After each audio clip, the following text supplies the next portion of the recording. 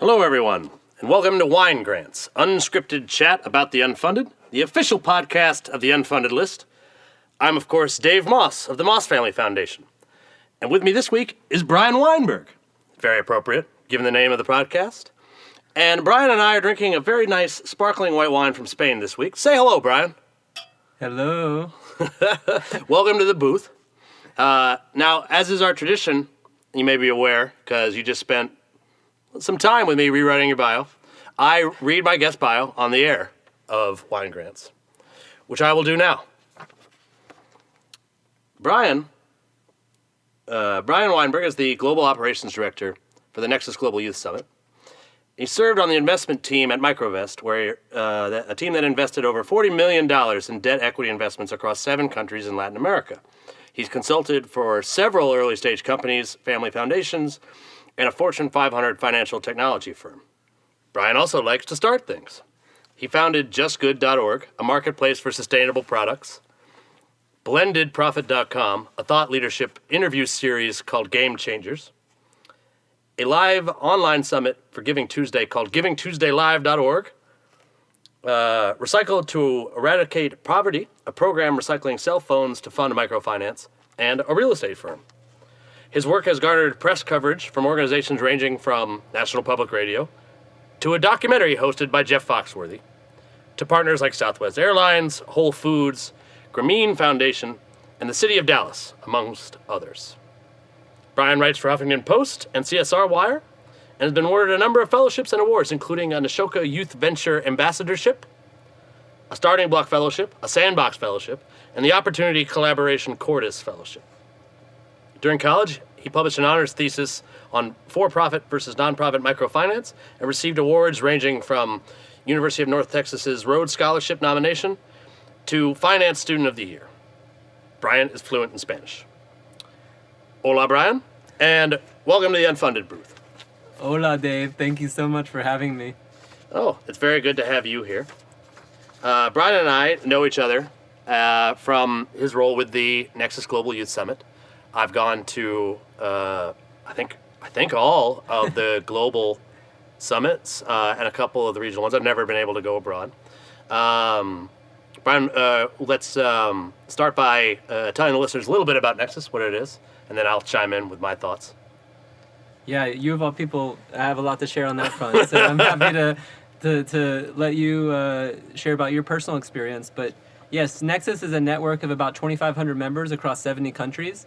What we do is we essentially have events around the world, our flagship event being the one that you mentioned, the Global Youth Summit at the UN. Mm-hmm. We've been doing it for 5 years. This next year in 2016 will be our 6th year. But what we actually do is we bridge communities of young wealth, the philanthropists, with the social entrepreneurs and the impact investors. We put them on the same level playing field so that they can collaborate, find their passions, and begin to solve and accelerate solutions to world problems. Mm-hmm. That's great. And I really enjoy going there for lots of reasons. They're a lot of my, I think one of the most important things for me now, like, as you know, I don't want to get too emotional with you here in the booth, but it's okay. You can if you. It's 5 years. It's an intense experience that you have there. You talk about your passions while you're there. I've managed to develop. Been fortunate to develop some really, really strong friendships there. Sometimes with folks I consider really, really good friends of mine, I actually only ever see them at the UN, right? But it just in general, I think Unfunded List, my Moss Foundation nonsense, Nexus, and lots of other things are pieces of a puzzle that's trying to transform the way we approach solving global problems, right?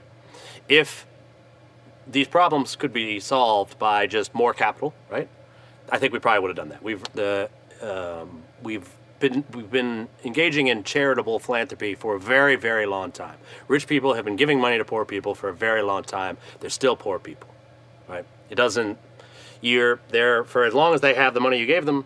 They'll be fine. They can spend that on resources or whatever. But you're not solving the problem that made them poor in the first place. We don't have a system that's set up for that. And I remember we had a guy. A few Nexuses ago, one of the Buffetts came and he had just written an op-ed. And I think he's the first time I ever heard the charitable industrial complex, right? That's right, Peter Buffett. Yeah, Peter Buffett. That was, I remember I didn't like it at first, but then as it ruminated, like often I don't like things I end up liking, I usually don't like them right away. But later, and I've been thinking about him, and that's, I think we're being a lot more thoughtful. The generational change will be more about just, I think a lot of the focus comes on the fact that our generation is going to inherit a tremendous amount of money. That's right. And because of various tax codes and laws, we may want to give that away. And we're charitable, generous people as well. But I think the focus really needs to be on that. How are we going to be different sorts of philanthropists than our grandparents were? And one of the things that was really simple is just the power of the convening. Before Nexus, I was involved in a thing. And still am somewhat involved, called the Slingshot Fund. I was on their board for a long time, and we had an annual day called Slingshot Day. And it was considered innovative. I don't really think it seems like a no-brainer to me, but we brought most of the major established funders of the Jewish innovation sector and most of the folks that were running innovative Jewish organizations together in a room for a day. We had sessions and panels, and they got a chance to network.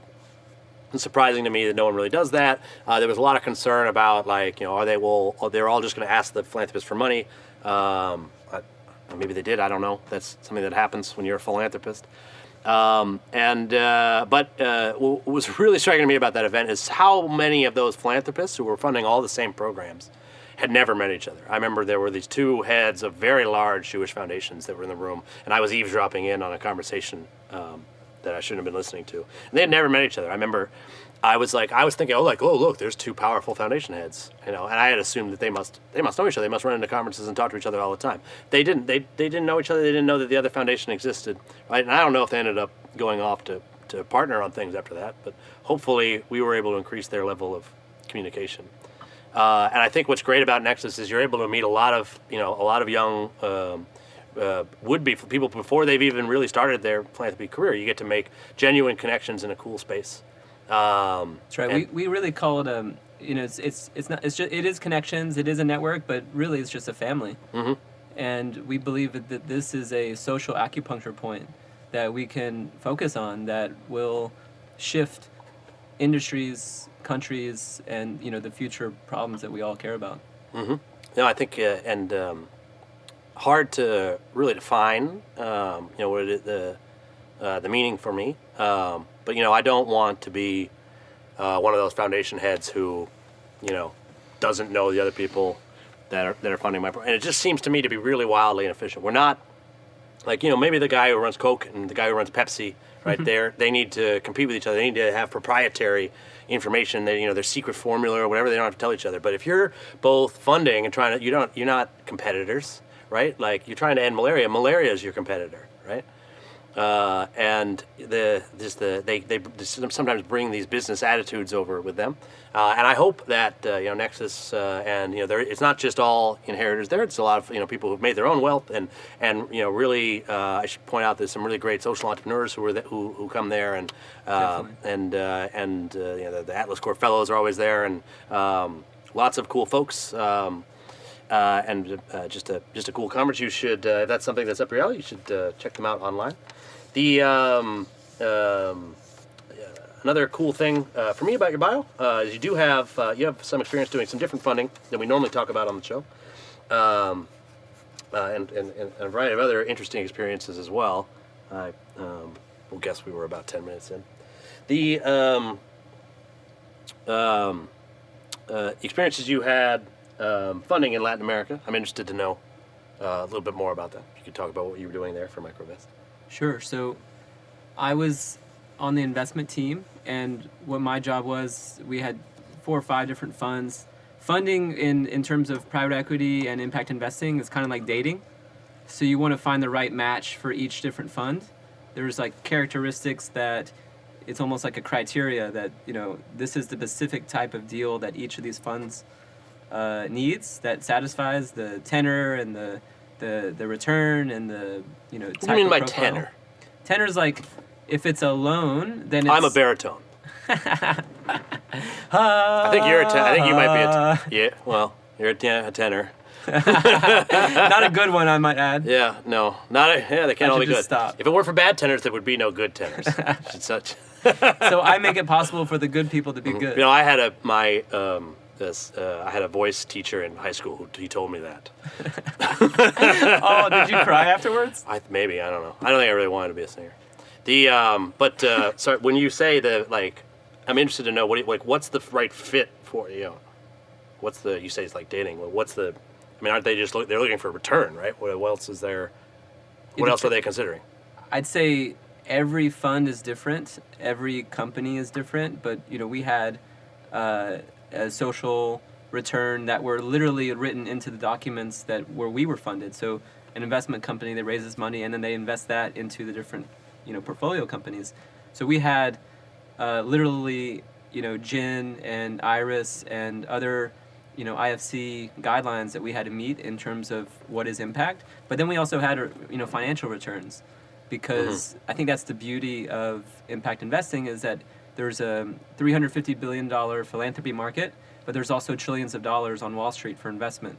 So it's accessing that type of capital. And to do that, you have to, most of the time, you have to provide some sort of financial return. So basically what I did was, from prospecting to receiving the deal, the prospects, hey, I want to get funding, to doing a quick analysis, to going to visit for 5 days to meet with the CEO, the CFO, the credit manager, the HR person, the technology manager, the regional branches of a microfinance institution, for example, all the way down to the clients who are receiving the microfinance loan and starting a small business to help their family. So the idea was to essentially learn everything it is about one of these investments, one of these potential companies that we were going to put into the portfolio, either from a debt side where we lend the money or from an equity side where we buy a piece of it.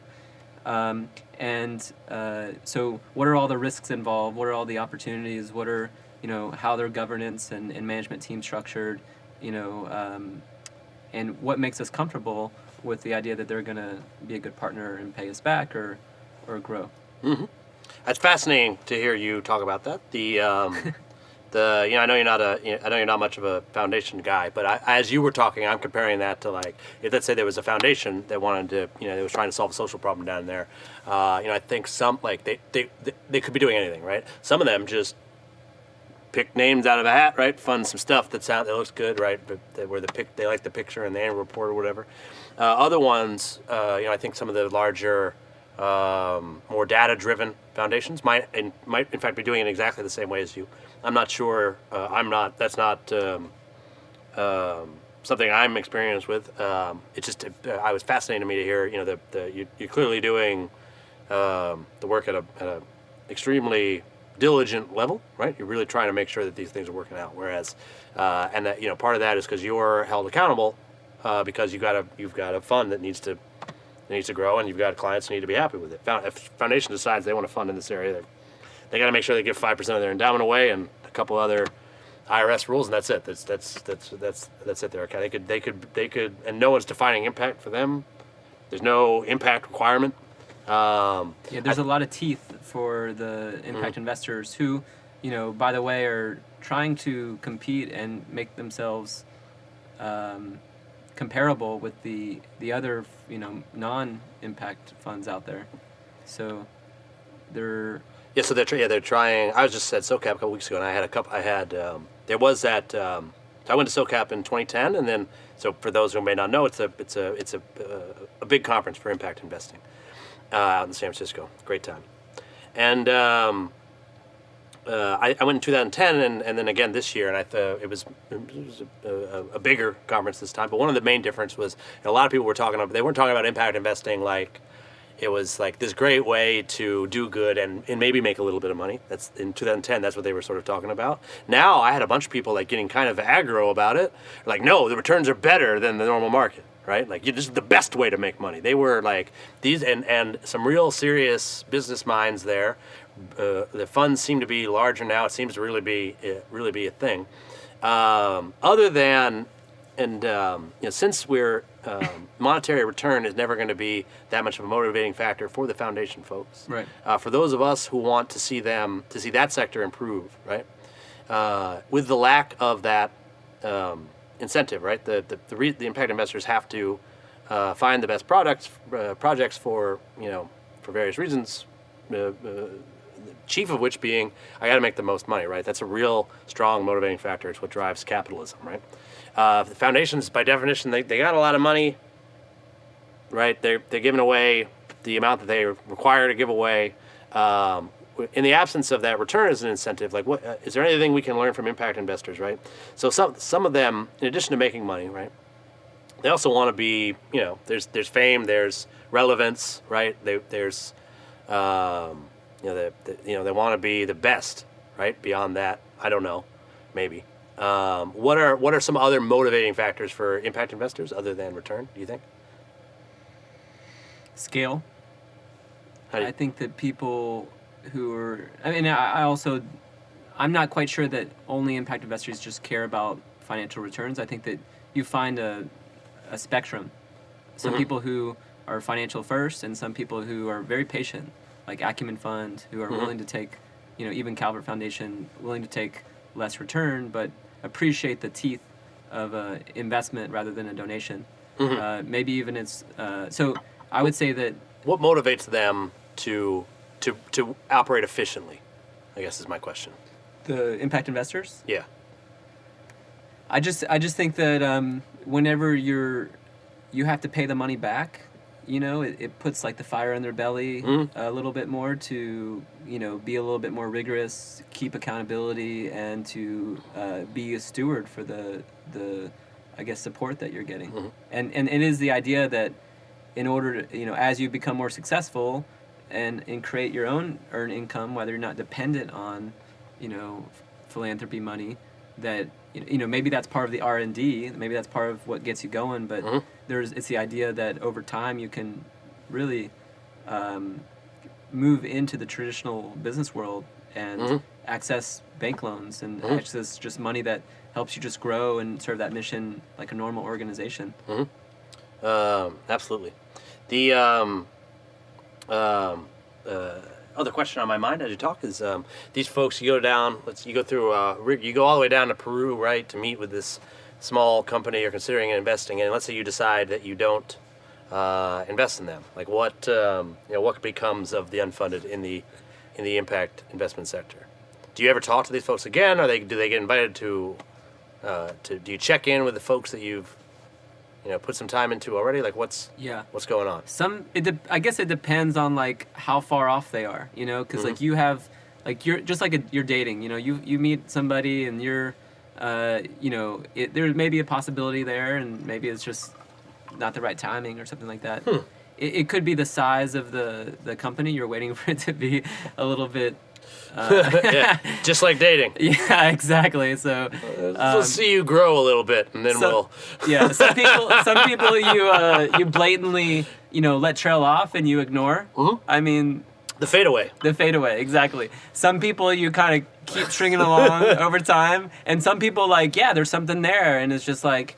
Maybe they're with somebody or they don't need the funding, or maybe they're not quite there yet. There's just maybe they're a different city. I don't know. So it's the idea that I've had clients who maybe they've grown and just kind of shown that they can execute or shown the progress over time, and then it becomes like, okay, well, I think now they're ready for it.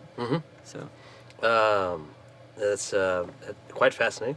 We've got a little bit of time left. I do want to get into you. So you've founded several things, and one of the things we try to that we're trying to accomplish with the unfunded list and this podcast by extension is it can be really hard to. I think foundations are a really great source of revenue for certain.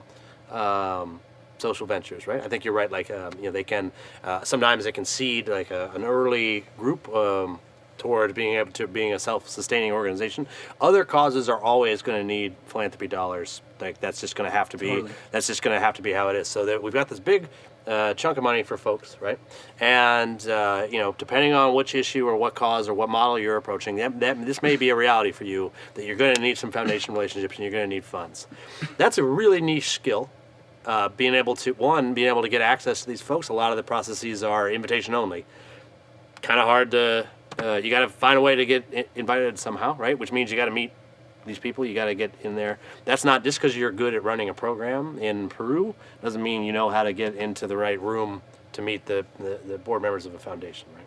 So failure is like inevitable when you're applying. No one gets all of their foundation grants. If there's somebody out there that's gotten every grant that they ever applied to, we should have them come in to the booth and they can talk about that and how they did that. That would be really impressive to me. I mean, I applied for a lot of grants. I got some grants. It seems to me like I got rejected like the most of the time, right? There's a lot of foundations out there now. They have really specific things they want to fund. Right. And the ones that that are open, they, often fund a really small portion of the stuff that they get. So we do try to encourage folks, to keep trying. Right, your proposal got rejected. Let us take a look at it. Maybe we can come up with some new places for you to send it or whatever. So failure is something that people should not be ashamed of. As someone who started a number of companies, love to hear you. Hopefully, you've got something inspiring to say to folks out there that maybe are struggling with their proposal writing process or some other thing. Yeah, I've failed flat on my face a little too many times, but it helps build character, and I guess I'm a big fan of Gary Vaynerchuk. I don't know if you pay attention to him, but he wrote this book, Crush It, and it's all about hustle. And I think when you're in this startup world or you're starting a nonprofit, you've got to be putting the numbers on, just reaching out to, there's going to be a success ratio. If you reach out to 100 foundations, you're going to get 5 phone calls and 1 potential funding. I don't know what that winning formula is for you who's listening, but you can find it and you can just keep repetitive, just keep going. And what's funny is that you think that you're supposed to go into your garage and think up this brilliant idea and then walk out and everyone's going to love it. Mm-hmm. That's the story we hear, right? That's actually not. No, I used to think that, then I would present this great idea and everyone would love it. And then when people give you feedback, you're like, oh, but this is like how it is. It's actually the opposite. You should immediately, as soon as possible, start talking to people and getting their feedback so you can iterate what you're doing, because you're probably wrong. And you need to make sure that there's people who want what you have and people who need what you have, and that you have the right team. I mean, it's not about an I, it's about a we. So, there's times in the past when I worked on projects where I was out of my expertise. I was, didn't have the right team or didn't have a team, I wasn't focused. I think that you can't do as much as you think you can. Everything costs twice as much, takes twice as long, and yields half the results you expect. At least twice as long. Yeah, yeah, maybe even longer. So anyways, you got to focus. You got to you got to be able to discern your priorities. What is it that you need to do first? What is it you need to selectively invest in? What are you going to delay for the next time? And what are the things that you're going to be able to work in? So I think that level of maturity in, getting out of your head and into the streets to talk to people about the problems that you're trying to solve and get that immediate validation. So I'm a big fan of lean startup and design thinking, and it's just the idea that you're going to iterate, and the solutions that you create need to have that feedback rather than you coming up with the perfect idea. Absolutely. It's funny, as you were talking just now, I was thinking, as I often do, about Charlton Heston and the movie 10 Commandments. You probably the one I'm talking about. It was a pretty big deal. But I don't. Oh, so they play it every year around Easter. It's this epic film. It had Yul Brynner in it as I think that's who played the Pharaoh. And it's a great movie. It's a great old film, right? This was made in the 50s or something like that. And the effects from when they part the Red Sea are crazy, considering how long ago they did that. It was it's all pretty interesting stuff. I think one of the things that I think they, in an effort to make a blockbuster film, they missed one of the key points of that story for me, right? Which was the fact that Moses was not a charismatic leader. Moses had vision; he knew where he was going. but he did not know how to. They refer to him as being heavy-tongued or something like that in the Bible, which we basically means he had a stutter, probably, right? And he gets angry at his followers all the time. He yells a lot. In general, they don't like him very much, right? He has other leaders in his camp. Aaron does most of the speaking for him, right? Joshua helps out in various ways, and there's Miriam as well. She keeps the camp happy with her tambourine, and that you do need to have a good team together. You do need to, and I think we created this sort of myth in America that there is something, there's like this leader, that there's people who can just do everything, right? Yeah. It's like, and like, I think honestly, I'm a big fan of JFK, but like this guy, he's perfect, he's well spoken, he's smart, he does every single thing, he has the right thing to say at all times. Or maybe he says it with an accent or something, but like this idea about this perfect, figure. The idea that you, in your garage, thought up the perfect solution to a huge problem, and that you didn't need, you had it all right. Like from the moment you figured it out, you were in your garage, you wrote it down on like some graph paper or something, right? Put it together with your tools, and then you had a product and you were ready to go, right? That's crazy. The odds of that happening are insane. Obviously, your first idea was bad, but you got to have a bad first idea, tinker with it a little bit. Sometimes it becomes a good idea. Almost everybody fails at their first thing. If you're going to apply for a grant, you're probably going to fail for your first grant application. That's fine. Send your proposal to the unfunded list. We'll try to point you in the right direction. And you actually, when you realize that it's not on your shoulders to come up with a solution, and then every time you get feedback, that's actually a gift for you. It actually it takes a lot of pressure off, and it brings back to the fun of solving these problems, in my opinion. Yeah. I like that. I think you're right. I think when oftentimes somebody will be like, "That's a bad idea," but like here's why it's bad. Like that actually can be some of the most fun moments that you have, because you're like, well, wow, like this is going to be a lot more work for me, but it's I didn't sign up for this because it's going to be easy, right? I think that's a great note to end on, Brian. Thanks very much for stopping by the booth. As always, I want to thank our host, Lookout DC, a beautiful co-working community for filmmakers located in the Adams-Morgan neighborhood of Washington, D.C. Thank you, everybody, and good luck with your funding. Thank you so much.